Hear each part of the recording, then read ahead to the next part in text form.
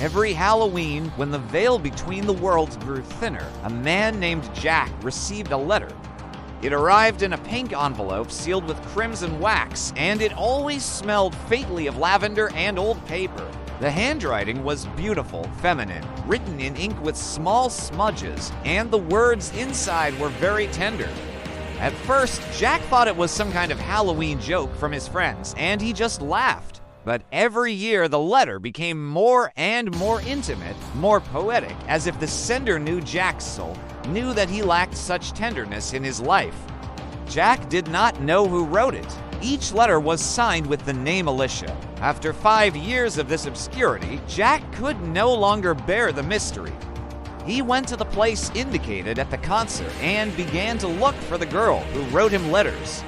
Jack arrived at a place called Holloway Street, but the name didn't exist on any modern map.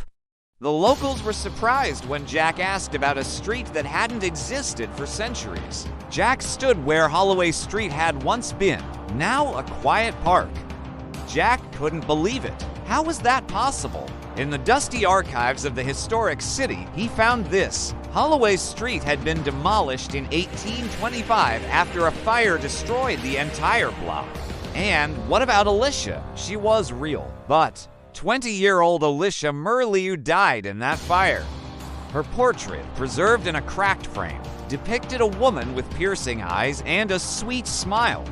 She was known for writing love letters to her fiancé, who had perished at sea during a storm. Letters she threw into the sea that took her beloved husband. Jack came back the next Halloween with her letters and sat for a long time by Alicia's grave. Jack was very sorry that this girl had died. Suddenly, it seemed to him that someone had come to him. Raising his head, Jack saw the ghost of Alicia. She was smiling as sweetly as in that portrait. They were silent for a while. Jack was shocked. He rubbed his eyes. Maybe he was dreaming. But no, looking at this, Alicia laughed and came closer. She said that after her death, she found out that her beloved husband had not died at sea, but had simply stayed in another city with another girl. Jack told her that he had also been betrayed by the girl. Jack and the ghost of Alicia had many topics to talk about. At first, the conversation was sad, but then they stopped remembering the sad and had a good time together. Jack moved to that city and often visited Alicia's grave. When it began to get dark, Alicia's ghost would appear. Jack realized that he had fallen in love and decided to get married to forget about Alicia because she was just a ghost. He even moved to live in another city with his wife and children. When Jack died in old age, when his spirit got up from his bed, Alicia's spirit appeared. Her ghost also smiled and extended her hand to Jack.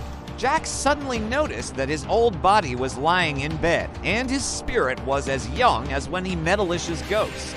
Jack and Alicia were happy that now they could be together forever in that better world, where there is no grief, betrayal, and separation.